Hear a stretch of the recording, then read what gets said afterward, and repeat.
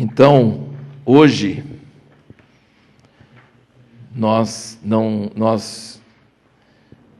eu vou dar, antes de dar o que eu estava pensando de dar, e que ainda vou dar, se Deus quiser que eu dê,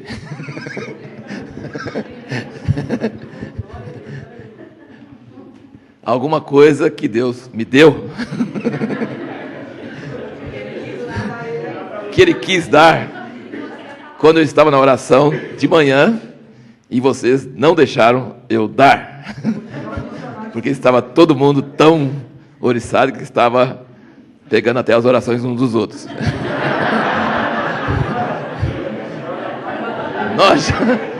Nós já temos aqui o perfil de uma pessoa que eu não sabia que existia, esse tipo de marginal, que é o ladrão de orações. Viu, mulher? Sabia disso? Ladrão de oração é aquele que o outro ora exatamente o que a gente ia orar. Depois o outro ora de novo, o outro, e vai catando as orações, não dá pra gente orar mais, porque tudo catou tudo. Então, ladrão de oração estava aqui solto hoje de manhã. Mas dentro das orações, como eu estava dizendo, que nós temos um equilíbrio muito importante entre a palavra e as orações, né? Porque na palavra a gente fica meio passivo, ouvindo, né? E depois, na oração, é que a gente consegue pegar isso que a gente ouviu e tornar isso, nos apropriar disso e também tornar isso mais inteligível para os outros e fixar mais na memória, o Espírito Santo iluminar mais coisas. Então, assim, foi muito bom na oração hoje, e eu creio que as palavras de ontem ficaram muito mais relevantes e muito mais, nós apossamos mais dessas palavras.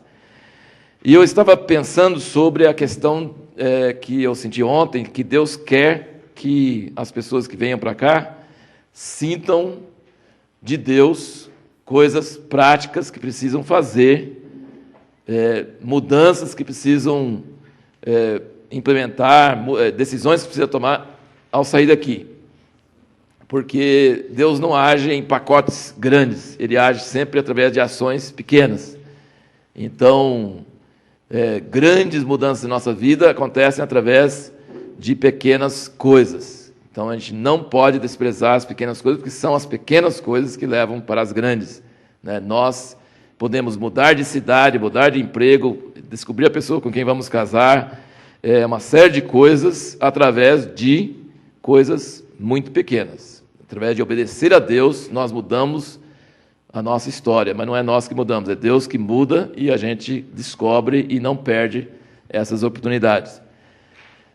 E então, depois, vários irmãos tiveram visões e várias colocações aqui no fim, né, sobre, inclusive teve essa questão que o irmão falou sobre, o Ronaldo falou sobre os castelos de areia que Deus derruba e a gente fica tentando reconstruir. E o irmão falou sobre a questão da semente que precisa ser colocada na terra e não pode ter pressa, ele tem que ter calma, para que ele possa processar o processo de vida. E o Ronaldo também falou sobre isso, a questão de algumas... Não, acho que foi ele que falou sobre a questão de algumas pessoas com pressa, o exército formando e algumas pessoas com muita pressa e outros acabando de chegar... E quem saía do exército era alvo fácil do inimigo. Então, ao mesmo tempo que temos que ter uma urgência em nosso espírito, uma urgência de que não podemos continuar como estamos, e nós não podemos ficar mornos, e nós temos que ter fogo em nossas almas, em nossos olhos, e nós temos que ser radicais, e nós não podemos dormir, nos permitir ficar sonolentos. Nós também precisamos ouvir essa palavra profética que veio hoje de manhã, falando para tomar cuidado para não precipitar, né, e sair do ambiente do corpo e abortar o processo de vida por uma pressa humana. Então, tem pessoas com muito zelo. A maioria de nós somos muito acomodados e dificilmente a gente toma alguma ação.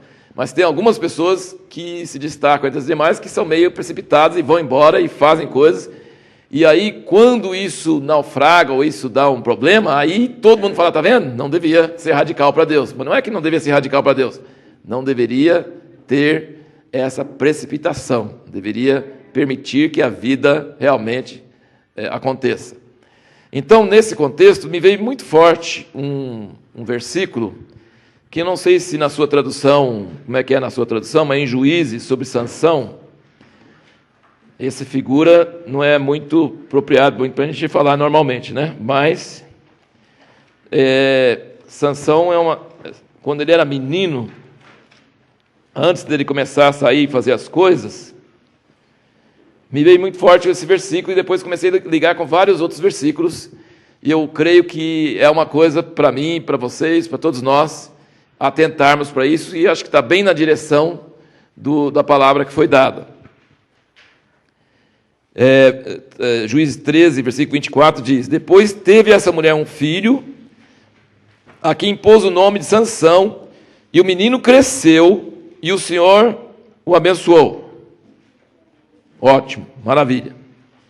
O menino cresceu, e o Senhor o abençoou. Vocês conseguem lembrar de outros casos que falam em um versículo sobre a infância de alguém?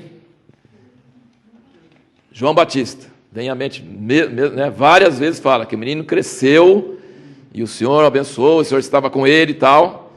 Jesus também fala isso. Então, assim, a infância, Samuel, né, foi predita por Deus, né? Deus falou antes de nascer, então Sansão foi antes de nascer, João Batista foi antes de nascer, Jesus foi antes de nascer, Samuel antes de nascer. Então, antes de nascer, Deus já havia falado que esse menino ia ser usado com uma forma especial. E a infância, a Bíblia não demora muito, não fala muito. Fala que nasceu e Deus era com ele e cresceu. E vamos chegar no que interessa. Mas o que eu queria ver é uma fase intermediária aqui, que fala o versículo 25. E o Espírito do Senhor começou a incitá-lo em Mané-Dan, entre Zorá e Estaol. Se alguém tem uma tradução diferente que fala, em vez de incitá-lo,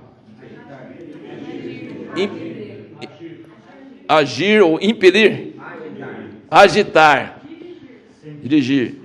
Você já estudou esse versículo? Ou já sabe? O que é que estava acontecendo? Como é que o Espírito Santo impelia uma pessoa entre Mané e Dan? Então, assim, a gente não sabe o que é que acontecia, mas alguma coisa acontecia. Talvez ele só chegava para cá, depois, impelido, Espírito Santo. Ele estava treinando voar. Ele estava treinando para matar o leão, mas ele não sabia ainda que matava leão. Mas, pelo menos, talvez matava pardal, assim, sei lá. Eu sei que ele começou a sentir mover do Espírito Santo depois dessa fase que Deus abençoou. Ele estava crescendo e Deus começou a abençoar, e ele começou a assim, sentir-se impelido. Então, vamos ficar nessa coisa, começou a se sentir impulsionado, impelido. E aí me vieram vários versículos, e eu não posso, se eu for entrar nesse assunto, eu vou tomar o tempo todo e eu não vou tratar do assunto que eu quero tratar, então não vou entrar profundamente. Mas vamos pensar assim, em Gênesis 1, de 1 a 3, eu vou citar os versículos, depois vocês leem, tá? Gênesis 1, de 1 a 3, diz que o Espírito Santo movia sobre as faces das águas, antes de falar. Quando o Espírito Santo move, quando Deus vai falar, Ele não fala do nada, Ele fala a partir de alguma coisa, e essa alguma coisa vem antes dele falar, vem um impulso, vem alguma coisa que não tem muita expressão, não tem muita clareza, mas é o Espírito Santo pairando. Então, assim, é o processo antes da palavra profética sair.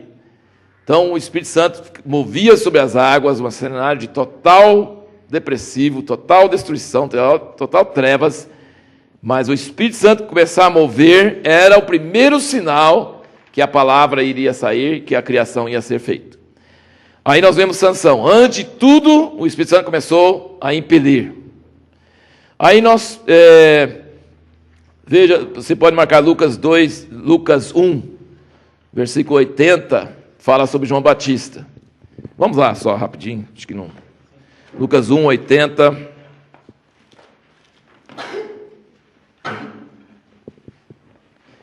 Falando sobre João Batista, diz o seguinte: ora, o menino crescia e se robustecia em espírito.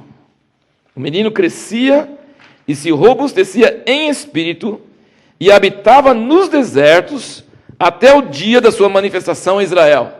Então, antes dele se manifestar a Israel, antes dele ter uma palavra, antes dele batizar, antes dele chamar arrependimento, ele estava crescendo sem ninguém saber, sem ninguém tomar conhecimento, mas estava robustecendo em seu espírito. Então, isso tem tudo a ver com o nosso tema de preparando para os dias que virão. E é muito importante que você não tome nenhuma decisão radical sem que o Espírito Santo primeiro esteja impelindo o seu espírito. Deus tem pressa, mas não é apressado, né? Então, Deus não gosta de desperdício de tempo, mas Ele também não gosta de pessoa precipitada, porque aí você perde mais tempo. Então, às vezes, a pessoa que demora mais perde menos tempo. Então, nós não devemos tomar decisões radicais, acha, não, fulano fez, outro fez, eu tenho que largar alguma coisa, eu tenho que deixar alguma coisa. Nós temos que tomar um pouco de cuidado com a precipitação, porque ela pode nos atrasar muito. Então, não tem nada que vender sua casa, largar seu emprego, fazer coisas assim radicais, se antes disso o Espírito Santo não vem te impelindo há muito tempo, não vem mexendo com você, não vem atraindo você, não vem mexendo com você.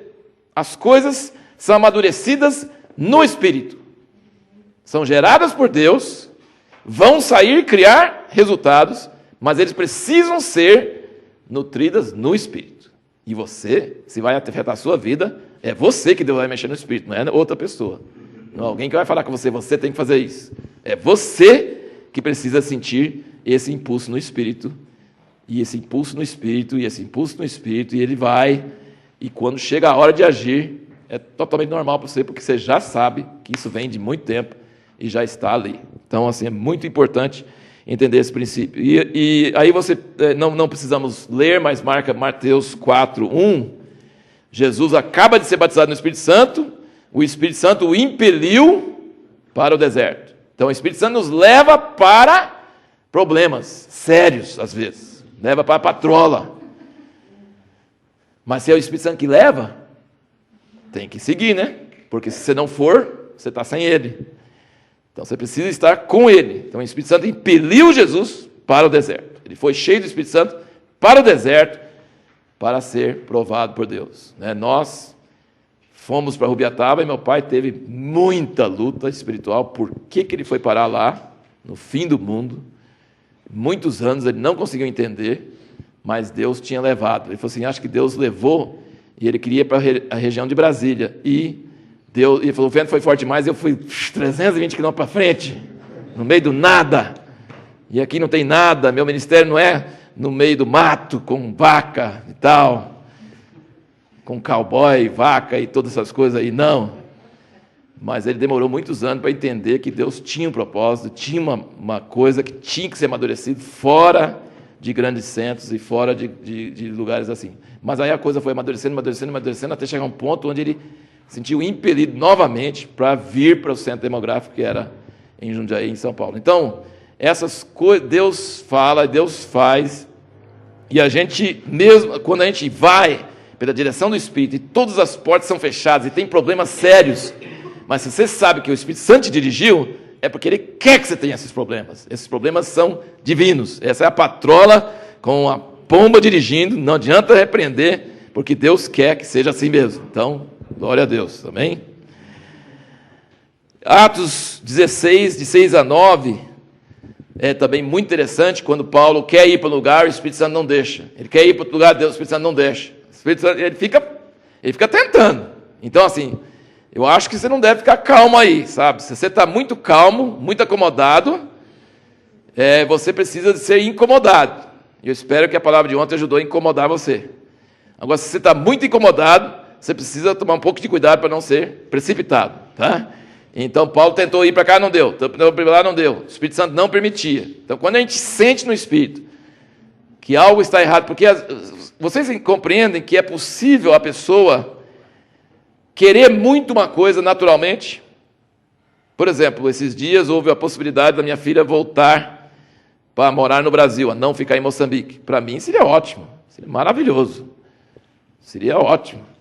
Mas o Espírito Santo falava comigo, não está certo, tem alguma coisa errada, seriamente errada. Então eu não tinha prazer com isso, não tinha alegria nenhuma com isso. Então assim, humanamente parece bom, mas no Espírito assim, isso não faz sentido, não está certo, está errado, e não é na vontade de Deus. E aí em poucos dias reverteu a situação e está planejando ficar lá mesmo. Então assim, vocês conseguem discernir a diferença entre você e o Espírito Santo? Porque em Atos está falando, Paulo queria ir para a Ásia e o Espírito Santo não permitiu. Ele queria ir, mas o Espírito Santo não permitiu. Então, você precisa andar com Deus e entender a diferença entre você e o Espírito Santo. Porque o Espírito Santo está dentro de você, ele fala com você tem suas próprias mentes, seus próprios sentimentos, mas tem uma diferença. Você sabe sentir a diferença? Tem que saber sentir a diferença. Eu quero ir, é isso que eu quero, mas o Espírito Santo fala, não, eu não estou gostando. Então, se ele não está gostando, nem a gente passa a gostar, porque seria bom, mas não é bom, porque ele não está gostando. Então não vou fazer. Então a paz de Deus é o árbitro, ele manda, o Espírito Santo dirige mesmo. Então nós precisamos obedecer esses impulsos do Espírito Santo. Então, versículo em Salmo 106, verso 15. Concedeu-lhes o que pediram, mas desdenharam-lhes a alma. Salmo, Concedeu-lhes o que pediram, mas desdenharam-lhes a alma. Salmo 106, versículo 15 fala, concedeu-lhes o que pediram, mas fez definhar a alma. Então é construir de novo aqueles castelos na areia, né? E ainda ser abençoado por Deus para fazer o que a gente quer e não o que Ele quer, e aí a alma morre. E, gente, isso acontece, tá? Tem pessoas que rejeitam o mover de Deus na vida delas, porque é muito arriscado, não querem perder dinheiro, não querem perder comodidade, e eles continuam cristãos, mas totalmente apagados, sem nenhum futuro para Deus, sem nenhum propósito. A obra de Deus na vida deles para. E isso acontece mesmo, gente. Isso não é história, não é a vontade. Tudo que acontece não é a vontade de Deus. Tem muita coisa que não é a vontade de Deus, porque você desobedece o Espírito Santo. Não pode desobedecer o Espírito Santo. E Paulo estava muito sensível, o Espírito Santo resistindo, e por fim ele teve a visão, venha para Macedônia, aí ele foi para Macedônia. Aí ele comentando sobre isso em 2 Coríntios 2, 12 e 13, ele fala que tinha muitas portas abertas, que ele podia ter ficado onde estava, mas porque ele não achou o irmão, o espírito dele ficou sem paz, e ele não ficou lá. Então assim, circunstâncias podem estar abertas, mas se não tem paz, não dá para fazer. E circunstâncias podem estar fechadas, aparentemente, muita oposição, mas se Deus dirigiu, Jesus não ficou lá no deserto, mas onde eu fui parar, hein? Esqueci de trazer pão, nem água. Não, Jesus tinha nenhuma dúvida que ele estava lá pela vontade de Deus. Isso é muito importante, né? Às vezes a pessoa casa e fala assim, onde eu fui parar? Não é verdade? Com esse cara. Mas se você tem certeza que foi Deus que fez, você não tem um problema a menos. Não foi eu que cacei essa encrenca. Então, não é, encrenca não é a mulher nem o marido, a encrenca é o casamento, tá? Entenda bem. Mas, se você tem certeza que Deus dirigiu, o fim só vai ser bom. Então, persevera. Sim, se Deus dirigiu, se o Espírito Santo abriu, ele chegou lá nessa direção de Deus. Paulo chegou na direção de Deus para Filipos. Ele não foi para o lugar que Deus não dirigiu, foi para outro lugar que Deus dirigiu, e lá ele apanhou nas costas, ficou preso a noite toda, mas era a vontade de Deus. Então, e deu fruto e deu muitas coisas boas aconteceram. E outros versículos, Atos 17, 16 e 17, diz que Paulo em Atenas não sentia liberdade de pregar, porque não tinha chegado os companheiros dele ainda, mas o espírito dele foi ficando incomodado com a idolatria da cidade. Sabe, o espírito dele foi ficando incomodado. Você sabe sentir quando uma palavra de Deus está chegando para você? antes da palavra de Deus chegar para você, chega um incômodo, chega uma coisa, sabe? Chega uma coisa que fica sobre você, às vezes dias, incomodando, e é sem forma e vazia. E as trevas ficam sobre a face do abismo. Sem forma e vazia. Você não sabe por quê, você não sabe o quê, você só sabe que tem alguma coisa. É igual aquela areiazinha na ostra, né, que vai formando a pedra, né? Fica lá irritando. Começou a irritar, sabe? Deus está nesse negócio e tem alguma coisa que Ele quer mexer. E quanto maior, mais demora e mais difícil, mais no fim sai. Sabe? Nada que presta é de graça. Tudo que tem valor custa.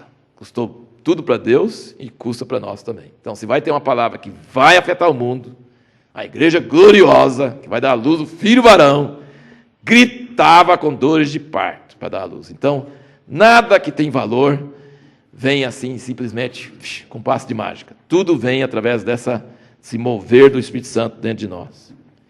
E 1 Tessalonicenses 2, 17 e 18. Bom, eu acho que vocês meditando em cima disso, vocês vão poder depois ver mais sobre isso. Mas pensa bem sobre essa questão, que Deus não vai falar com você através de profecia, para você fazer uma coisa muito radical na sua vida, sabe? Que você não está nem sonhando sobre isso, sabe? Ele nunca vai falar com você através de uma palavra de profecia, para você fazer uma coisa radical na sua vida que você nunca sonhou de fazer. Primeira luz é Deus no seu espírito, há muito tempo vem. E vem a profecia e confirma, a pessoa que não tem jeito de saber nada disso, e confirma, fala, opa, então não é só a minha cabeça, vem de fora também, confirmando a mesma coisa que já está dentro do meu interior. Deus não vai, você sente um chamado para a África e Deus te manda para a China, de jeito nenhum. Se Ele vem incomodando vocês sobre a África, é porque você vai para a África, né? Entendeu? Então, assim, Deus vai dar esse mexer no seu espírito, esse incômodo, esse impulso, essa coisa, e isso vai produzir palavras algum dia, vai produzir palavras. E às vezes demora, viu, gente? Às vezes demora, e a gente tem que ficar em cima, e tem que guardar no coração, e às vezes demora bastante tempo. Em Oséias, acho que é 2,14, também fala que ele leva para o deserto, atraiu para o deserto para falar. Oséias 2,14 fala que Deus ia levar Israel para o deserto e falar ao coração. Deus, às vezes, leva para coisas não, lugares não muito agradáveis, né? Leva para o deserto mesmo. Agora vamos voltar para Mateus 24 e falar sobre o último ponto que nós vamos falar aqui sobre preparando para os dias que virão.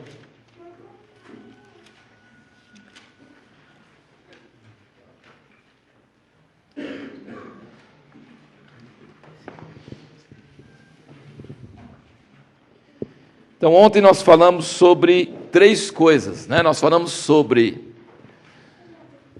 o amor esfriar, sobre a operação do engano e sobre perseguição. Então, nós falamos sobre 3 coisas negativas. E nós precisamos nos preparar com antídotos para, quando chegar essas coisas negativas, e algumas delas já estão acontecendo, o amor esfriando já é uma delas, já está acontecendo, que nós tenhamos reservas espirituais e proteção para que quando vier não nos atinge, sermos imunes a essas coisas. E aqui nós vamos falar sobre uma coisa positiva que virá, que está vindo, vai chegar. Em Mateus 24,14 diz, este evangelho do reino será pregado no mundo inteiro, em testemunho a todas as nações, e então virá o fim. Então, não podemos ter uma previsão meteorológica dos últimos dias que ignore esse fato. E eu tive que cortar fora alguns outros, positivos também, que a Bíblia fala que vai acontecer nos últimos dias. Nós vamos falar só sobre isso aqui. Os últimos dias serão terríveis, mas serão gloriosos. E nós não podemos ter visão de sofrimento, de perseguição, e ficar só assim, deprê, né? Por que está alegre? Está vindo coisa ruim para frente? Não. O profeta tem tendência de fazer a gente sentir mal, né? E sentir mal é bom porque nos desperta. Mas só a visão de coisa ruim também não funciona. Esse livro aqui, ó, Chuva Abundante, ele é escrito por Chris Walton, nunca ouvi falar do cara. Bill Johnson também nunca tinha ouvido falar. Eu li primeiro o livro A Presença, fiquei maravilhado. Aliás, é um livro que quando inadvertidamente eu vendi um que eu tinha sublinhado inteiro, fiquei inconsolável. Como que eu fui vender o meu livro? Vou ter que ler o livro todo de novo, eu quero ler as partes sublinhadas. Aí pus no Facebook, pus assim, quem ficou com o meu livro, por favor, apareça. E apareceu mesmo. No outro fim de semana, eu estava com o livro de novo. O livro A Presença é um livro que tem um irmão muito achegado, disse que ele sofria de depressão. Depois que leu o livro, não sofreu mais de depressão. Esse livro mistura poder de Deus e misticismo maravilhoso, desse subir aqui, porta aberta, outra dimensão, esse negócio todo maravilhoso, com a palavra sólida, uma palavra equilibrada, uma palavra, não é nada de doidice, nada de loucura, é um negócio equilibrado, muito bom. Fiquei impressionado, tanto é que nós estamos tentando convidar o Bill Johnson para vir para o Brasil, mas ele está tão nos lugares celestiais que ele nem recebeu o recado ainda, acho.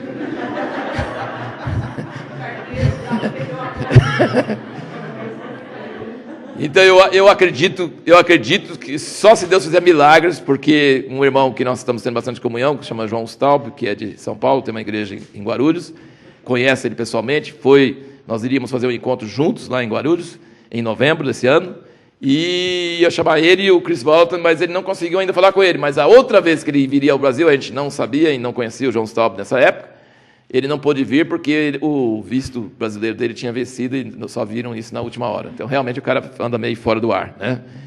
Mas, algum dia, se for da vontade de Deus, talvez venha para o Brasil. Mas é assim, um pessoal que fica numa cidadezinha pequena, no norte da Califórnia, e a gente não sabia, mas tem 1.200 alunos no curso deles, e não estão enfatizando grandes personagens para fazer milagres, eles estão capacitando pessoas e equipes de jovens para sair pelo mundo com fé, para fazer milagres e fazer a vontade de Deus. Não são pessoas estrelas, são pessoas que estão capacitando outras pessoas. Muito interessante a visão. E esse Chris Walton é companheiro dele e é responsável pela escola de missões deles, essa escola de preparação, né, para os dons e tal.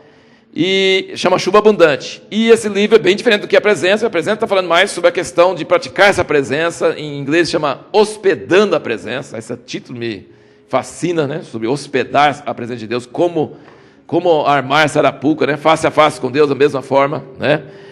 Mas esse aqui, muito interessante, inclusive nós demos para todos os pastores em Jundiaí para nós estarmos lendo e meditando. Tem muita coisa prática, muita coisa bem viável para hoje. Mas no fim do livro ele começou a falar sobre esse negócio e me chocou, assim, meio com a palavra de Deus muito forte. Ele fala, gente, para de ficar com saudade do passado. Para de ficar falando, se eu tivesse vivido naquela época. Segundo a Bíblia, os melhores dias da humanidade estão para frente. Ainda, ele fala em Hebreus 11, que Deus preparou uma coisa melhor para nós e mandou eles esperarem. Então, nós estamos assim, com tudo na mão. Então, assim, e quando Hebreus 11 conta de todos aqueles milagres que eles fizeram, aquelas coisas, e depois fala que Deus reservou coisa melhor para nós, e depois fala em Hebreus 12, iniciando, ele fala, então vamos correr com perseverança, olhando fixamente para Jesus, que não tinha visão de cruz, tinha visão de glória, e por causa da visão da glória, ele suportou a cruz, e desprezou o desprezo, e está sentado à direita de Deus. Abraão viu a cidade que tem fundamentos, por isso ele aguentou ficar numa tenda, morando no meio da areia e no meio do deserto, e morreu com isso, e Jacó também. Eles podiam ter voltado para um lugar melhor, não voltaram porque tinha visão de um lugar melhor, que ainda vai descer. Moisés não seguiu carreira no Egito, não fez nada daquilo, rejeitou, virou as costas e ficou 40 anos na areia, parece que Deus gosta de areia e lona e barraca, essas coisas todas, e Mas por que ele fez isso? Porque ele gosta de sofrer? Porque ele é masoquista? Porque ele gosta de sofrimento? Não! Ele ficou firme como quem vê o invisível. Tinha por maiores riquezas o que Deus tem preparado do que as riquezas do Egito. Nunca na Bíblia fala para você ter visão para baixo. Visão de escuridão, de trevas, de coisa ruim. Estava começando a ler Jó hoje de manhã. Meu Deus do céu. Teve um debate no colégio lá esses dias sobre eutanásia. Os alunos discutindo, um a favor e outro contra eutanásia. Aí uma das meninas que falou, estava falando contra, falou assim, imagina, a gente tem depressão, tem hora, e dá vontade de morrer, mas graças a Deus que não tinha lei da eutanásia, não me morri, porque eu estou bem agora. Imagina se numa crise de depressão a lei permite que faça a eutanásia, porque o outro lado está falando, tem que ter liberdade, tem liberdade para viver, tem liberdade para morrer. Aí eu falei, puxa vida, Jó está falando assim, maldito dia que eu nasci, e é terrível, não sei por que Deus dá vida para quem está sofrendo, por que não me mata, né? E eu falei, nossa, depois ele vai terminar o livro, ele vai ganhar o dobro de tudo que tinha, vai ter filho, vai ter tudo, e ele já pensou assim, numa crise de depressão ele morre? Ele se mata? Ou tem a lei da eutanásia? Morre desgraçado. Não! Então, a visão da vida, a visão de Deus. Então, por isso que nós temos que ter muito cuidado com a pessoa que fala assim, eu amo a cruz. Não ame a cruz, gente. Nem Jesus amou. Gente, a cruz é terrível. A cruz não era só tortura. A cruz era vergonha. Tirava a roupa e ficava lá exposto. Adoria. Para todo mundo ver e falar assim, não faça igual ele, porque senão você vai terminar assim. Ai, Deus me livre. Hoje, cruz fica chique, né? Assim, aquela cruzinha de ouro ao redor do pescoço. Em cima das igrejas, assim, a cruz lá. Gente, se o pessoal daquela época visse nós, eles iam falar assim, mas você está louco? Isso é instrumento de tortura. Isso é cadeira elétrica. Já pensou fazer miniatura de cadeira elétrica? E botar ao redor do pescoço? E pôr em cima da igreja uma cadeira elétrica? Então, assim, eu sei que pessoas que falam que amam a cruz estão falando sobre amar a mensagem da cruz, de que Jesus veio morrer em nosso lugar. Amar a mensagem da cruz e o que ele fez é maravilhoso. Então, isso é ótimo. Mas nunca ame a cruz, tá? Porque a cruz é horrível. A cruz é terrível. Mas em comparação com o que Deus vai fazer conosco e o que a cruz vai nos levar, é nada. Diz que Jesus olhou para a cruz e falou assim, é só isso, diabo, que você pode fazer comigo? Só isso? Ah, pode. Ele desprezou o desprezo. Todo mundo vai rir de você, vai falar, ali o rei dos judeus, a coroa dele, em vez de coroa é espinho. Olha, o cara diz que ia reinar, não tem nem roupa. Já lançaram sorte até pela roupa dele. Então a vergonha, o opróbrio, o desprezo, ele desprezou o desprezo, porque ele vai ter um nome sobre todo nome. E ele viu muitos filhos que queria levar a glória, e por causa disso, ele conseguiu aguentar tudo que vinha, porque ele tinha a visão da glória. O livro de Isaías é um livro maravilhoso. O Isaías é o profeta mais alegre que existe. Você quer ficar animado, leia Isaías. Você quer chorar mais, leia Jeremias. Tá? Essa é a regra. Então, você quer ficar alegre, leia Isaías, fala de juízo, fala que Deus vai mandar fogo, que Deus está com raiva e tal, mas não aguenta, ele fala uns poucos versículos, logo ele fala assim, mas eu vou abençoar. Ele está vendo uma coisa tão boa na frente, que não aguenta ficar muito. Isso aí é detalhe, isso aí vai acontecer e tal, mas isso não é muito importante. O importante é o reino milenar que vem depois, isso vai ser maravilhoso. Você lê Isaías, toda hora ele está assim, tendo uma visão, ele está nessa outra dimensão, né? Ele está nessa quinta dimensão, ele está vendo esse negócio e fala assim, nossa leve e momentânea tribulação produz para nós eterno peso de glória. Então assim, gente, nós precisamos ter visão da glória, amém? Nós precisamos ter visão da glória. Vamos ler um versículo aqui, em Isaías 60, só como amostra, né, de alguma coisa que...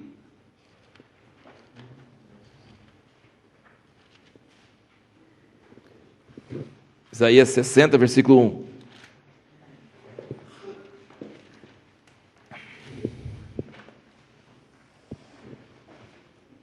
Levanta-te, resplandece, porque é chegada a tua luz, e é nascida sobre ti a glória do Senhor.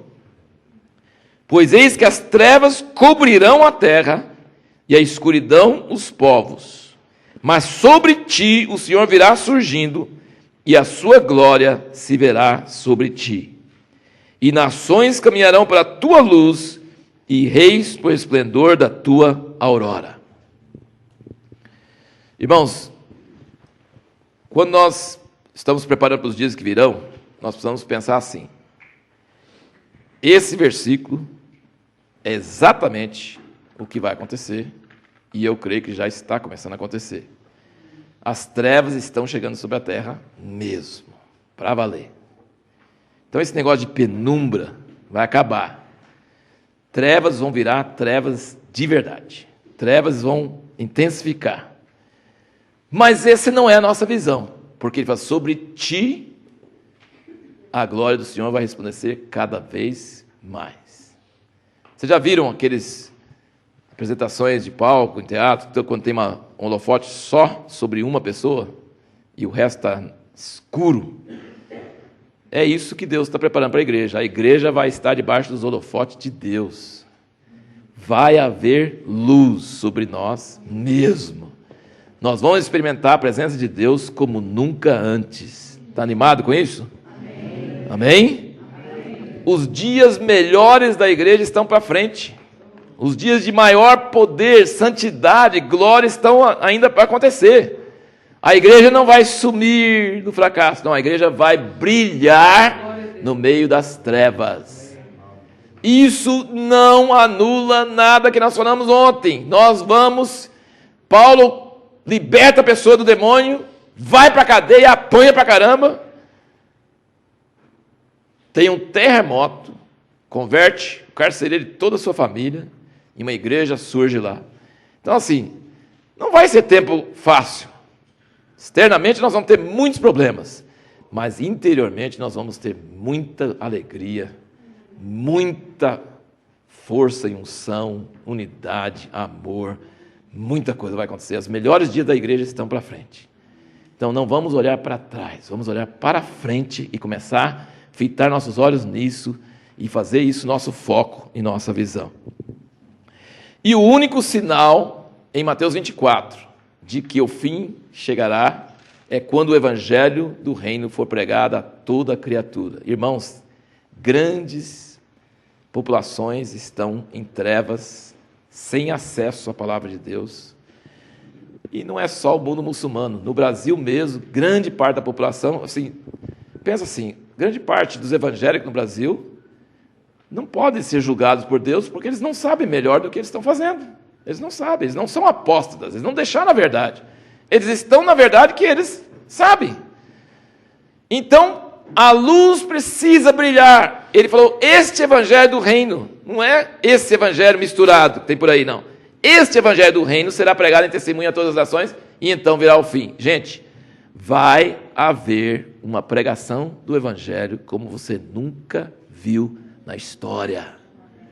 Vai haver conversões em massa como você nunca imaginou. Eu arrumei uma utilidade para esses estádios loucos construídos por todo o Brasil. Vai encher de gente ouvindo evangelho. Porque senão não vai ter mais nada para fazer com esse estádio. Então, de repente, construíram. Quando eles falam assim, 40 mil pessoas, 60 mil pessoas, eu falo, glória a Deus, mais gente para ser convertida. Sei lá. Eu não sei que jeito que Deus vai fazer. Eu não sei que maneira que vai fazer. Se vai usar os estádios, se não vai. Eu não sei. Eu sei que vem grande colheita. Aqui, ó. Muitos anos atrás, um irmão precioso chamado Ralph Mahoney tinha um ministério missionário, abençoou muitas nações, muitos países. A gente conheceu ele, assim, ele veio para o Brasil e meu pai conhecia os pais dele e era uma organização missionária, ensinou muitos missionários, escreveu uma mensagem chamada "A ceifa é o fim do mundo". E isso é uma mensagem preciosa, muitas vezes a gente esquece disso, que os últimos dias não serão só dias de domínio das trevas e poucozinho, pequenininho do povo de Deus vai ser salvo, não. Vai ter a maior colheita de almas de toda a história, porque o evangelho puro vai ser pregado. E muita gente que não ouviu o evangelho vai ouvir, e que nunca se converteu, vai se converter, e eles vão realmente entrar vai haver uma troca, muitos últimos serão primeiros, muitos primeiros serão últimos, vai haver uma mudança, uma coisa tremenda. Em Apocalipse, nós não vamos ler os versículos aqui, não vai dar tempo, em Apocalipse fala que antes do anjo vir com a destruição, vem o anjo com o evangelho eterno, para pregar a todo ser. Gente, vai ser liberada a autoridade para pregar o evangelho. E Pedro estava falando dos romanos e dos gregos, preparados para a primeira vinda de Cristo. Deus já está usando a Apple para preparar para a última vinda de Cristo. Eles não sabem, né? Eles não sabem. Microsoft, Apple, vai por aí afora, assim, Facebook, tudo isso. Deus pode usar qualquer meio, qualquer estrada virtual, natural, Ele vai usar todos os meios, toda a globalização. Se uma doença, um vírus que dá num lugar do mundo, rapidamente chega em todo o resto do mundo, nós estamos numa massa que Deus já misturou e está misturando, então vai ser possível chegar a todas as raças e línguas e povos e tribos uma palavra vinda da parte do Senhor. Vai ser rápido, vai ser fulminante e vai ser maravilhoso. E vai ser unificador. Gostei do que o Pedro falou sobre a união. Vai unir pessoas muito estranhas a favor e pessoas muito estranhas contra. Mas vai unir, né? Vai ser uma força que vai trazer uma grande polarização. Uma grande polarização. Então, aqui nós não temos antídoto. Deus me livre, não quero antídoto. Não quero me proteger contra isso, quero me preparar para isso. Em Jundiaí, Deus vem nos falando, Ele vai mover. E se nós cremos que Ele vai mover, nós precisamos nos preparar para isso. Porque senão vem chuva e nós não aramos o terreno, nós não plantamos a semente, nós não levantamos nada. E nós estamos pensando, não, manda chuva. Você manda chuva para fazer enxurrada? Para dar dilúvio? Não. Quando Deus começar a mover, começar a agir para valer, nós precisamos estar preparados. Nós precisamos preparar pessoas que vão preparar outras pessoas. Nós precisamos alargar as nossas tendas. Então eu pus aqui 4 pontos aqui só para a gente meditar. Disposição para sair da zona de conforto. Nossa igrejinha, que a gente conhece todo mundo, que não entra ninguém estranho. Nós precisamos ter disposição para Deus nos usar através de coisas pequenas. Começar a mostrar amor para pessoas que nós não temos costume de mostrar amor, de estar perto de quem nós não temos costume. Nós precisamos sair da zona de conforto. Tem que começar a preparar para ser incomodado por novas pessoas e por coisas diferentes. Para isso, nós também precisamos respeitar e aproveitar as ênfases e dons de irmãos diferentes de nós. Nesse caso, tem várias ênfases presentes no mundo hoje e a gente toma partido e pega um só e fala assim, não, esses aí eu não gosto, esses aí eu não gosto. Por exemplo, o G12, né? Movimento que veio, né? E naufragou. E tem vindo um movimento atrás do outro, né? Um movimento atrás do outro. E algumas igrejas ficam umas coisas, outras ficam outras e tal, aquela coisa toda. Mas nós precisamos entender, gente, não vamos poder ter o luxo de ter uma nossa linhazinha isoladinha, protegidinha, santinha. Não. Isso é estéril, isso não produz. Se você quer que o Evangelho do Reino chegue, você tem que ter contato com irmãos que pensam diferente, que têm ênfase diferente, porque isso pode nos tirar a esterilidade, pode nos abrir os olhos. Grande erro foi feito através de copiar, como se fosse metodologia. Acho que o G12, grande parte foi isso. Trouxe, aplicou e fracassou porque não veio de Deus, veio através de uma cópia, de uma fórmula para poder aplicar. Mas tem alguns princípios de preparar pessoas para preparar outras, e algumas coisas que Deus precisa nos ajudar, e nós não sabemos, e nós precisamos de outras pessoas que têm fé para isso. Então nós precisamos ter o coração aberto e não ficar fechado. Então, assim, deixa eu dizer uma coisa que eu não estava nem pensando, mas eu acho muito importante. Gente, eu falei para não olhar para trás no sentido de saudosismo e querer voltar para o passado. Mas para aprender, nós precisamos saber dos erros que os outros cometeram quando o Espírito Santo veio sobre eles. Porque o Espírito Santo vindo sobre nós, Pedro falou que depois da segunda semana, Deus não faz nada sozinho. E por isso está demorando tanto.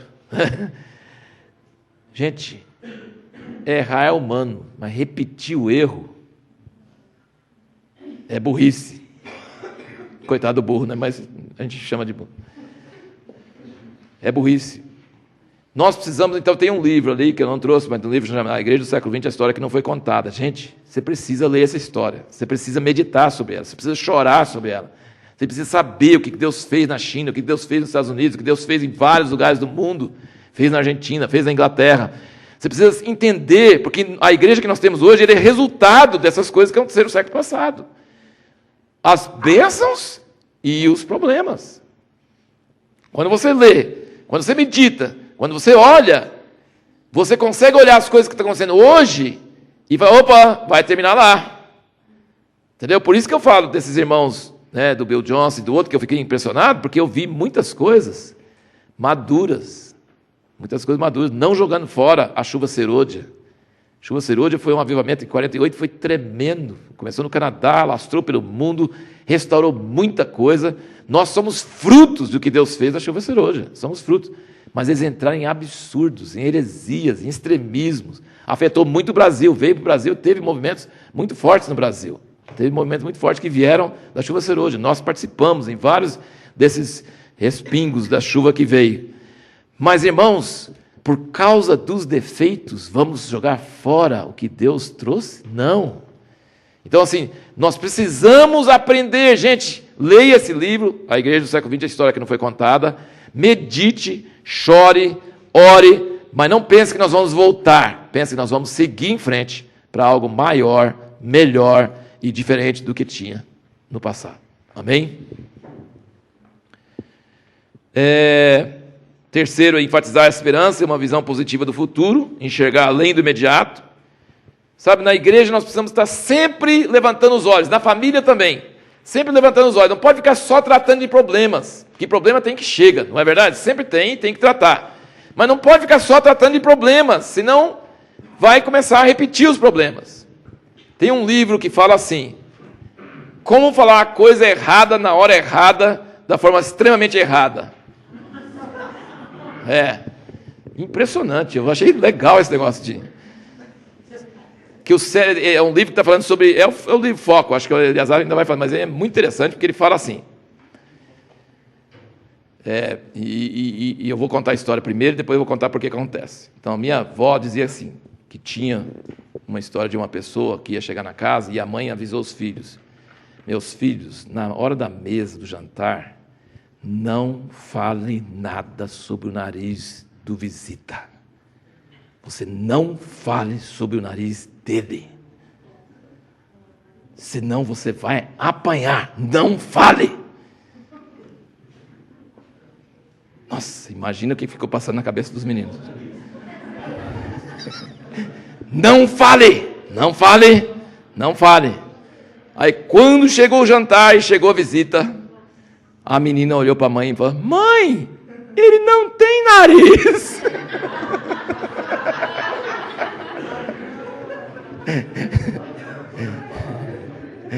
Isso é como falar a coisa errada na hora errada.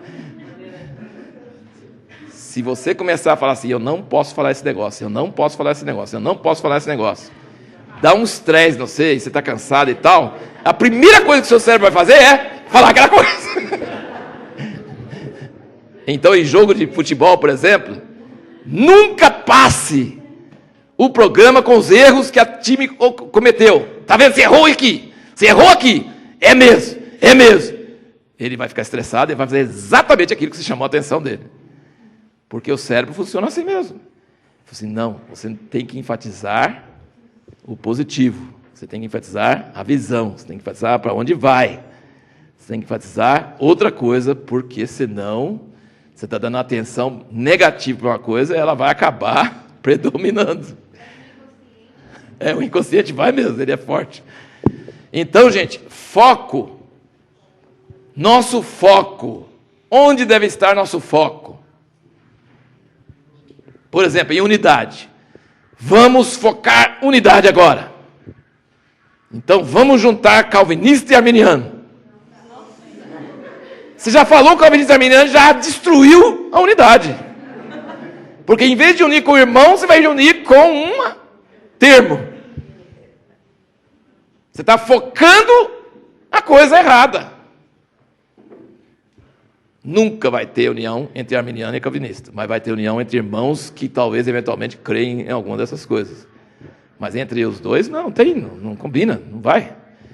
Nossa visão não é para unidade, não é para, assim, em cima de problemas, resolver problemas. Nossa visão é Cristo, ele falou, fitando os olhos em Jesus, autor e consumador da fé. Temos que tirar os olhos dessas coisas. Você já tentou resolver problema de casal, resolvendo os problemas?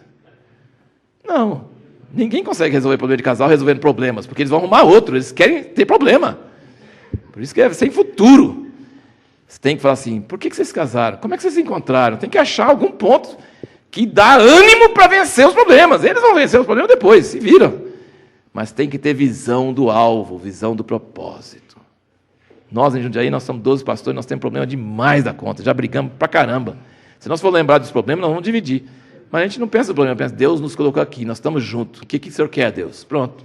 Aí é diferente. Então, assim, nós não temos que ficar com essa visão de problema. Deus tem visão de problema e Deus vai tratar os problemas à medida que necessário. Mas nós temos que ter visão da glória, da pessoa de Jesus, do alvo supremo, daquilo que Ele quer fazer. E se nossos olhos estiverem fitos nisso, as outras coisas vão sendo tratadas, porque tem motivação, tem força. Gente, leia a patrola, mas não tenha visão de patrola, amém? Visão de patrola é horrível. Tem a visão de Jesus, que vai nos trazer uma liberdade gloriosa, e talvez vai ser necessário uma patrola, mas isso é de menos. O importante é o alvo, onde eu vou chegar com isso. E o último é a oração, né? Oração individual e coletiva, muito importante. A oração é uma das armas mais poderosas que vai trazer essa liberação e essa colheita final e o que Deus vai fazer em nossos dias. Então, sobre isso, eu queria só indicar para vocês, a última revista Impacto, Novo Evangelismo, fala sobre a mensagem não pode mudar, porque o Evangelho é o mesmo, a mensagem é antiga, ela não tem que ser atualizada, a mensagem é a mensagem, mas os métodos, a maneira de transmitir isso para a nova geração precisa ser atualizada, e sempre foi durante a história, e precisa ser hoje. Então eu acho que assim, gente, não vai ter saúde espiritual em nós, se nós não estivermos com visão dessa colheita e desse evangelismo, e daquilo que Deus quer fazer com o Evangelho. Por exemplo, esses dias nós estivemos em Bauru, nós estamos dando um curso modular do CPP, e nós estivemos falando sobre o Evangelho profético. E o Evangelho profético é 4 pontos. Quem é Deus, quem é o homem, quem é Jesus e eu com isso. Esse é o mais importante, eu com isso, né? O que tem a ver comigo? Mas o Ângelo começou falando sobre quem é Deus, e foi maravilhoso quando você começa a saber quem é Deus, Criador do universo, santo. Você começa a entrar naquela presença da divindade, da santidade, da pureza de Deus, da onipotência, de quem é Deus, que Ele nos criou. Nós não temos direito de nada, nós fomos criados aqui para prestar conta depois para Ele, nós somos vasos do oleiro, nós não temos nenhuma autonomia, nós somos criados por Ele. Então você começa a entrar nisso, maravilhoso. Aí eu comecei a mostrar quem é o homem, e eu gosto de falar isso, né? Porque o pessoal se acha, né? Como o Pedro disse, né? O pessoal se acha, e eu sou isso, você não presta. Levanta de manhã, cada dia olha no espelho e ponta o dedo e fala assim, você não presta para nada. E aí a Bíblia toda, desde o início até o fim, fala isso. Jesus disse para os seus discípulos, vocês são maus, vocês não prestam, vocês não têm nada de bom. Então, assim, desmanchando toda a moral do homem, ele não tem nada, não presta, e assim, eu gasto um tempo para convencer vocês, que eu estou vendo que vocês não estão convencidos. Mas não vou tentar convencer agora. Mas a maioria dos crentes na igreja nunca ouviram quem é Deus e quem é o homem. Eles acham que eles são um bolinho que só falta glacê, entendeu? Eu já era bom com Cristo, eu fiquei melhor, entendeu? Dá o bolo pronto, só passa glacêzinho. Ser cristão é passar um glacê no bolo, mas ele já é bolo. Imagina. João Batista falava assim, vocês são raça de víboras. Vai embora, ninguém chamou vocês para cá não. Fiquei no deserto para ficar livre de vocês. Aí que vinha mais. Fez milagre nenhum. Punha na água, eles confessavam seus pecados. Ele tinha um negócio que era... Gente, como é que faz a pessoa falar pecado dele em público? Fofoca é para falar mal do outro. Agora falar mal de mim mesmo, na frente dos outros. É um milagre que João Batista conseguiu fazer. Ele conseguiu convencer eles, ficaram aterrorizados e sentindo a sua miséria. E aí eles mesmos se condenavam. Não precisava nem ser torturado. Só ouvir a palavra de João Batista já é o suficiente. Já confessava todos os seus pecados, toda a sua sujeira. Nossa, você já pensou se isso começar a vir um poder de confissão sobre nós aqui? É terrível, não é isso aí? E aí, no terceira mensagem, que era sobre quem é Jesus, tinha umas 60 pessoas ali, e é tudo cristão, crente de muitos anos e tal. E começou a falar sobre quem é Jesus. Deus começou a mexer com as pessoas, comecei a ver lágrimas, e comecei a ver as pessoas ficando admiradas de ver a grandeza do amor de Deus, para pegar gente que não presta igual nós, e mandar seu Filho para nos salvar. Só que ele fala que toda vez, o anjo que falou sobre isso, ele falou assim, toda vez que eu falo assim, eu sinto que eu estou andando ao redor, eu não consigo entrar, eu não consigo falar direito, é muito grande, é muito profundo, eu não falo nada que eu quero falar, eu não consigo chegar no ponto. Mas só de rodear o assunto, só de falar um pouquinho, crente velho, começando a chorar diante da grandeza do amor de Deus. No fim desse seminário, veio um senhor para mim e falou assim, muito obrigado por esse curso e tal, sou crente 24 anos e nunca ouvi essa mensagem. Gente, e não é o evangelho profético ainda. Estamos falando que, gente, quando nós entendermos o amor de Deus em Cristo, vai nos jogar por terra. Não vamos conseguir continuar igual. Nós não conhecemos o evangelho de verdade. Nós conhecemos pouca coisa. Mas quando nós começamos a falar pouca coisa, já mexe bastante. Imagina quando a gente entender a amplitude do evangelho de Jesus Cristo. Gente, eu sonho para esse dia. E ele vai chegar, amém? É isso que ele está falando. Vai chegar o evangelho do reino. E será pregado em testemunho a todas as nações. E então virá o fim. Este evangelho tão misturado, Deus vai restaurar. Vocês creem nisso? Anseia por isso. Quem é Deus? Quem somos nós? Quem é Jesus? Gente, o evangelho é o poder de Deus, é dinamite de Deus. Uma samaritana ouviu, ela evangelizou uma vila em 3 dias. Uma mulher, não precisava de dinheiro, não precisava de televisão, não precisava de rádio, não precisava de nada. Só precisa ser atingido pela seta do evangelho. Quando você é atingido no mais interior do seu ser, o evangelho vai correr até as extremidades da terra. Ele não precisa de muita gente, não. Ele precisa de pouca gente.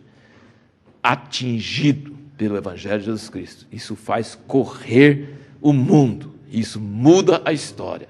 O evangelho de Jesus Cristo é uma coisa poderosa, maravilhosa. Vamos sonhar com isso? Vamos orar por isso? Vamos crer nisso? E toda vez que alguém começa a pregar isso, vamos aplaudir, sabe? Seja um convertido de ontem, seja uma criança, seja alguém, Deus vai colocar o evangelho puro e nós vamos começar a ouvir.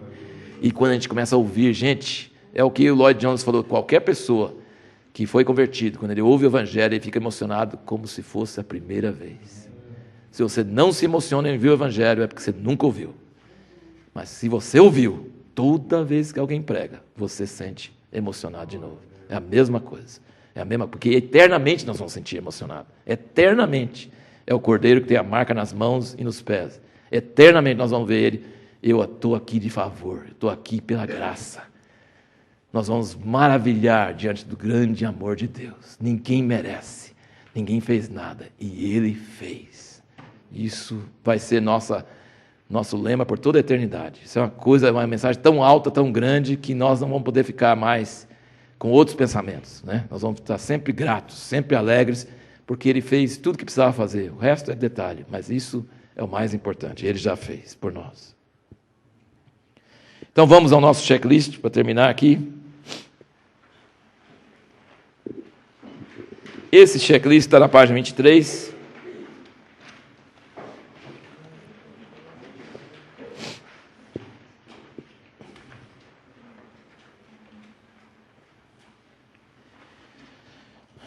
O nosso tema é preparando para os dias que virão.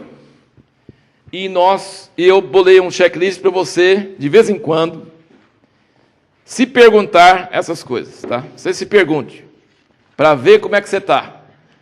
Qual o nível da sua preparação? E marca as coisas onde você não está muito. E começa a tomar decisões para consertar isso, sabe? Faz um checklist. Antes de uma viagem, você faz uma lista para ver se não esqueceu nada para a viagem. Então faça uma lista agora para ver se suas atividades e seu tempo está sendo usado com sabedoria para comprar azeite, para quando vier as noites você tem recursos para passar muito tempo. Primeiro, como está a sua fome e sede de Deus? E aí você põe lá, inexistente, quase imperceptível, diminuindo, aumentando. Quanto mais você conhece a Deus, mais sede você tem para conhecê-lo. Então, assim, eu sempre menciono aqui um irmão que a gente conheceu há muitos anos, chama Jack Schisler. Ele teve em avivamentos na Indonésia, Argentina, Paraguai, e esteve atuando no Brasil e morreu recentemente, acho que foi no início desse ano. Ele era velho quando eu conheci ele, 40 anos atrás, então, imagina. Velho tem uma grande vantagem, gente. Não esqueça disso. Jovem fica velho, mas velho não fica velho, porque já está velho. Eu acho o máximo isso aí, sabe? Você já está velho, então... Velho nunca fica velho, porque já está velho. O jovem tem que ter medo porque ele vai ficar velho, mas o velho já está velho. Ele era careca, cabelinho branquinho, assim. Primeira vez que a gente viu ele, já é velhinho. 40 anos ficou velho, gente. É possível ser velho e fazer muita coisa. Maravilhoso. Então, ele era um homem que tinha encontrado com Deus muitas vezes, de muitas maneiras, mas ele tinha uma sede por Deus, que era marcante. Cristóvão e eu tivemos um encontro em Londrina, e ele estava no dormitório dos homens. E eu lembro de duas coisas. Eu lembro das piadas que contava lá. Faz 74 isso. 74. Quantos anos? Faz 40 anos? É 40 anos? 40 anos. Eu lembro das piadas que contaram lá. E eu lembro do Jack Schisler andando para frente e para trás, falando assim, eu preciso achar um lugar de oração, eu preciso achar um lugar para encontrar com Deus, eu preciso... Ele estava parecendo um peixe que perdeu está fora da água, está assim, desse jeito. E nós lá, os outros, tudo tranquilo, não tinha essa sede. Ele tinha encontrado com Deus, mas encontrar com Deus não faz você ficar satisfeito, encontrar com Deus faz você ficar viciado, precisa de outro jogo, senão eu morro. E outra vez, que eu lembro, eu estava para interpretar ele em São Caetano, um domingo de manhã, e eu estava lá no fundo da igreja, conversando com o pastor da igreja, e ele entrou lá na porta, e o sol estava entrando, e ele não chegou nem perto. A presença de Deus chegou naquele lugar quando ele entrou na porta. Eu senti a presença de Deus chegando. É uma coisa, assim, anjos existem, viu, gente? Anjos existem, e anjos acompanham pessoas, e eu senti a presença de Deus mesmo. E eu interpretei para ele muitas vezes. Ele falava coisinha que não tinha, assim, tão simples. Eu falava assim, e o pessoal começou a chorar na hora. Vai eu falar essas coisas, não vai acontecer nada. Não é o conteúdo, ele tinha a presença de Deus. Sede de Deus, presença de Deus. Então, irmãos, você está com... O outra pessoa, acha, andei com ele aqui, de Uberlândia, de carro até Montemor, depois aqui de Sorocaba para levar para o aeroporto em Guarulhos, e tinha que parar porque o filho dele esqueceu o laptop aqui, tinha que esperar a pessoa trazer o laptop, estava lá, ele passou, comprou uma coisa para a esposa lá num posto grande que tinha lá e tal. Esse homem conhece a Bíblia de cor praticamente. Deve conhecer de cor em inglês, agora está passando a conhecer de cor em hebraico, porque ele lê só em hebraico agora. E ele, no carro, vindo de Uberlândia, está lendo a Bíblia. Parado ali no posto, está lendo a Bíblia. Toda hora esse homem está lendo a Bíblia. Ele já conhece a Bíblia pra caramba, mas está lendo a Bíblia. Sede e fome de Deus. Como está a sua? Faça essa pergunta. Sabe? Está ardendo, está sedento, está desejando, ótimo. Mas se ele estiver assim, ele está querendo crescer, tá? Ele está querendo crescer. Não está satisfeito do jeito que está. Segundo, como está o seu senso de aventura? Quais riscos você passou recentemente? Deus te deu uma palavra aqui e você não falou porque você estava com vergonha. Então você não tem senso de aventura. O que é isso? Deus manda você fazer uma coisa louca, pequenininha, mas louca. Você faz? Muito importante. Gente, obedecer a Deus não é tranquilo, não. Eu não preciso de ir no Play Center, nem no Hop Harry, nem em nada de montanha-russa, eu não preciso. Minha vida é uma aventura louca. Muito divertida, mas tem suficiente. Eu não preciso inventar mais adrenalina, não. Já tem que chega. Então, assim, e sua? Está parada? Bom, você está aqui, você deve ter um pouco de senso de aventura, né? Esperaram lá no rodoviário, não sei quantas horas, não sei o quê. Mas, gente, servir a Deus, obedecer a Deus, precisa de aventura. Alguém falou, Pedro falou, Jesus, é tu? Sou eu. Ah, se é tu, manda eu andar sobre a água. O cara está com senso de aventura bom, ó. Ele, nesse checklist, está ótimo. Anda sobre a água. Ah, então eu vou, manda eu vir. Estou andando. Então, assim, os outros 11 ficaram lá dentro, né? Tranquilo. Como está o seu senso de aventura? Pensa um pouquinho para trás. Quais riscos você já correu? Quando que o coração seu começou a bater bastante em obediência a Deus? Sabe? Ou você sempre fica seguro? Ninguém vai zombar de você, ninguém vai chamar você de palhaço. Você não vai dar nenhuma vergonha. Já pensou Pedro? Falando para o paralítico, olha para mim. Eu não tenho ouro nem prata, mas que eu tenho te dou. Levanta ele. E a perninha. Correu risco. Será que Deus ia curar mesmo? Mas ele não ficou assim. Ah, eu não vou correr esse risco. Ainda bem que as pernas firmaram, né? Mas tem gente que já deu a cara a bater várias vezes em cura e continua fazendo. E Deus honra. Deus gosta de gente que dá a cara a bater para servir a Ele, que corre riscos, sabe? E não precisa começar com risco grande, não. Começa com risco pequeno, tá? Vai começando com os pequenininhos. Dá um sorriso para alguém muito chato, que talvez não vai sorrir de volta, né? Aí você fica com cara de pateta, né? Sorri para ele. Oh, bom dia. Ah.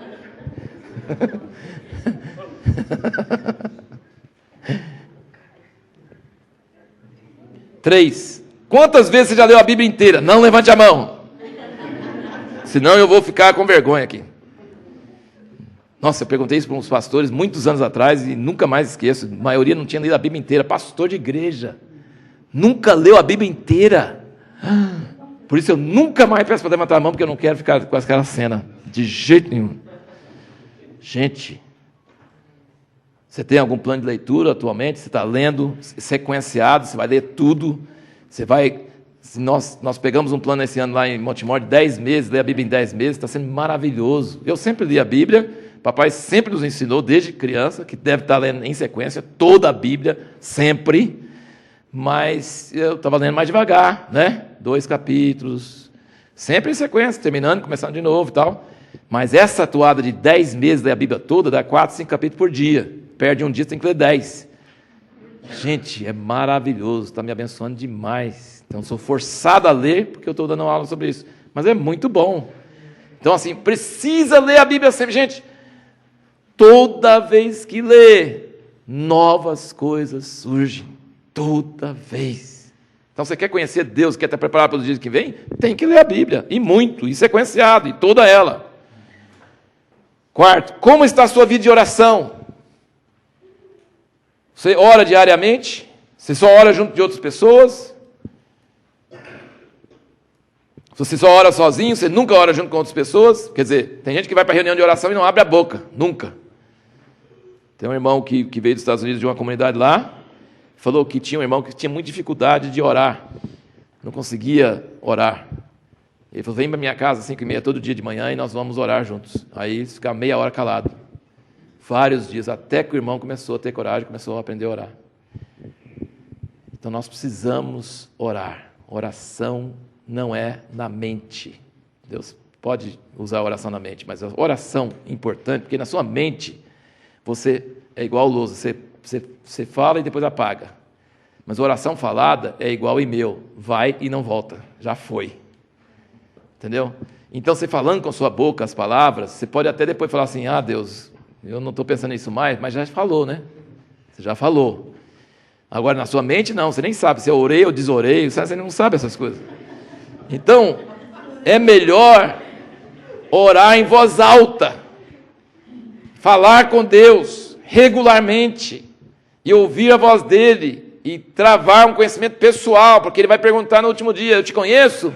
Então você precisa ter vida de oração pessoal, você precisa apresentar a sua vida diante de Deus, você precisa ouvir retorno dele sobre o que ele pensa sobre você, sobre as suas decisões, você precisa dar essa chance para Deus.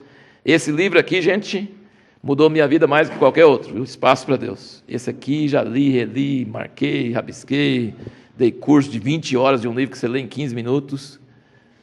Tá? Esse livro é maravilhoso.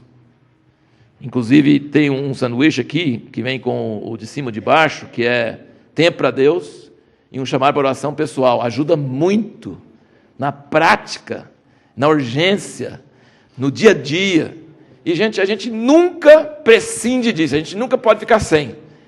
Tem que sempre estar lembrando e lendo novamente, renovando, senão começa a ficar muito parado, né? Fica uma coisa muito sem fruto.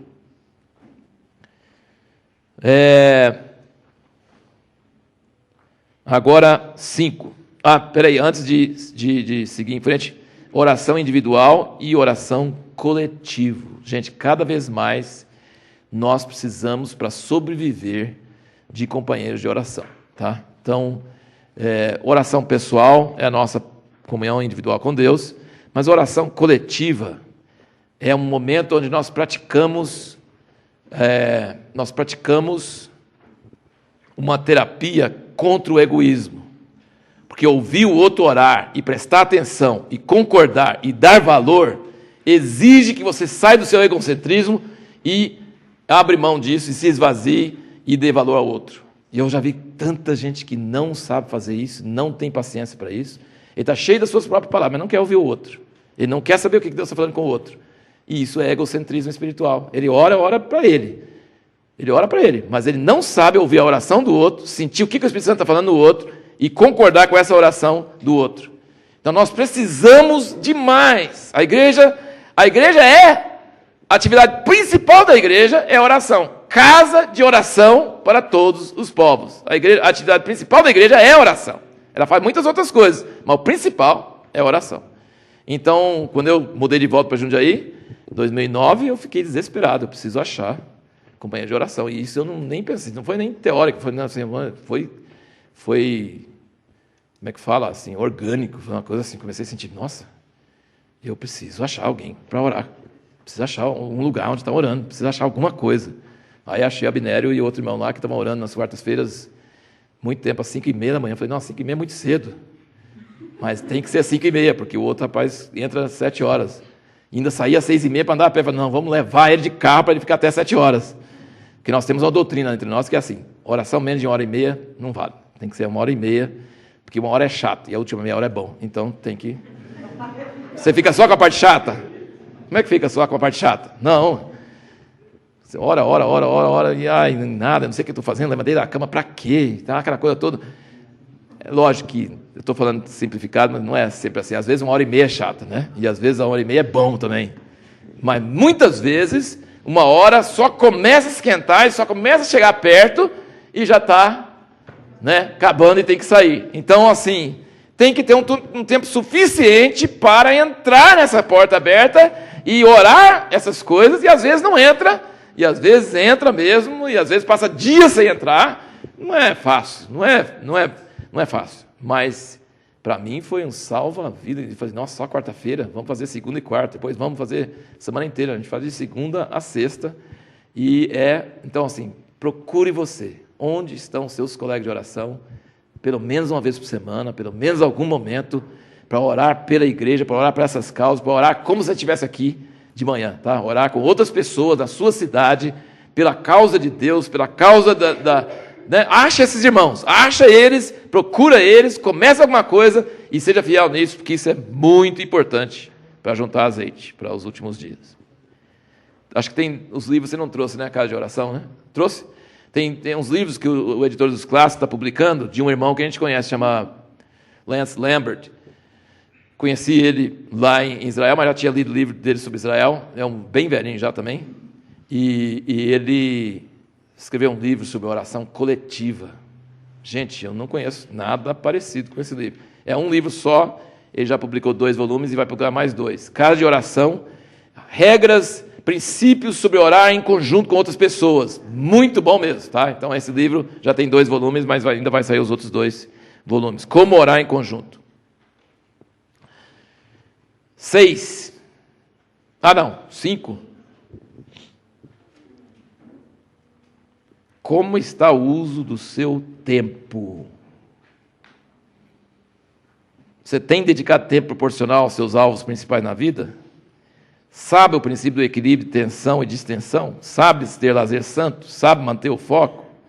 Tem desenvolvido hábitos saudáveis?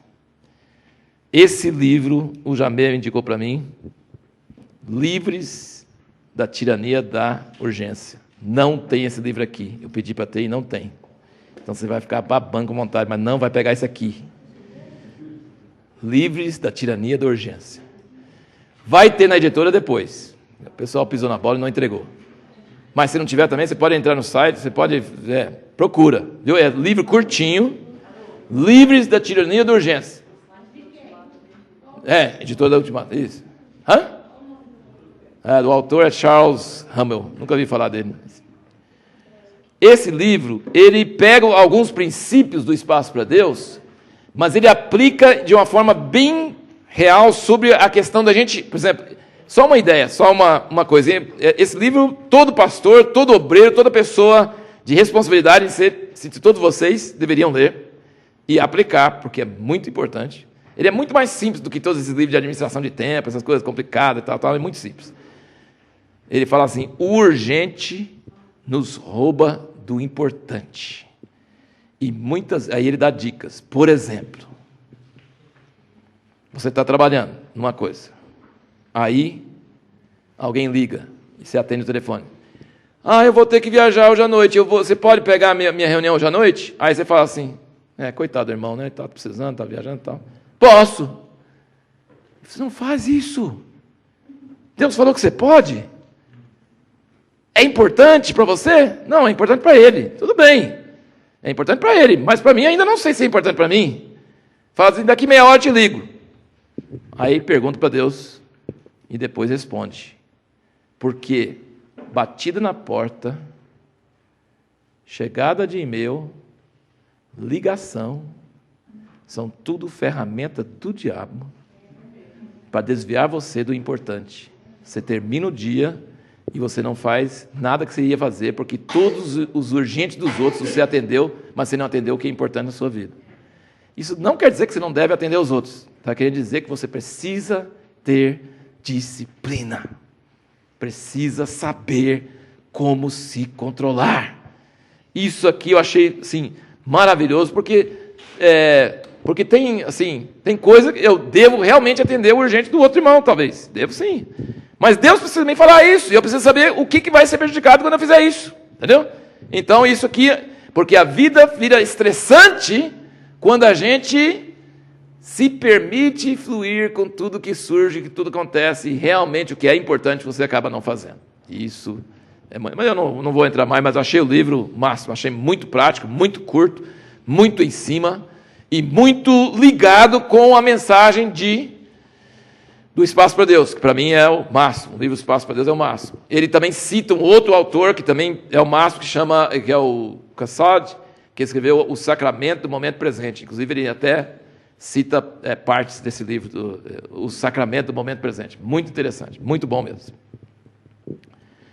E ligado com isso, tem isso aqui, Distração, o Mal do Século XXI. Muito apropriado, muitos artigos aqui. e vida devocional, desenvolvimento sustentável do espírito. Quer dizer, você não precisa gastar o dia todo orando, nem precisa ir para Montemor fazer o CPP. Se você quiser ir, é bom.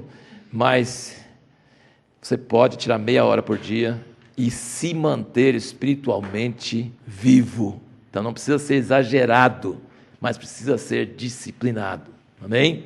Você não precisa ser tudo. Você pode ter um desenvolvimento sustentável do espírito. Você pode seguir as disciplinas espirituais. E nosso tempo está acabando, porque nós estamos falando sobre o uso do tempo, tanto que usou o tempo todo. Quem são seus amigos? Acho que nós falamos isso ontem, né? Falamos sobre isso. Quem são seus amigos? Depois você lê aqui, tem várias coisas muito boas nessa lista. Como está a sua família? Como está a sua visão do futuro? E você tem disposição para esperar em Deus e perder oportunidades humanas. Eu não vou entrar em detalhe nessas coisas, mas você pode usar isso como um checklist para ver várias áreas de sua vida e ver como você está. E são coisas bem práticas, tá vendo? São coisas bem práticas, bem fáceis de você agir em cima, sabe? São coisas bem práticas, e se você não estiver fazendo isso, não fique envolvido em grandes profecias sobre o exército de Deus, avivamento. Tem gente que fica andando de palestra em palestra, de coisa no YouTube, para coisa no YouTube, né? Assim, tem gente que passa o dia todo assim, igual aquele pessoal em Atenas, que passava o dia todo ouvindo teorias um do outro, e achando interessante, e não faz nada, entendeu? Não faz nada. Isso aqui é um checklist para fazer coisas, tá? Isso aqui é um checklist para saber, eu estou fazendo isso? Estou fazendo isso? Está valendo? Estou fazendo certo? Se estiver fazendo, você vai estar se preparando para os dias que virão. Amém? Isso é muito importante.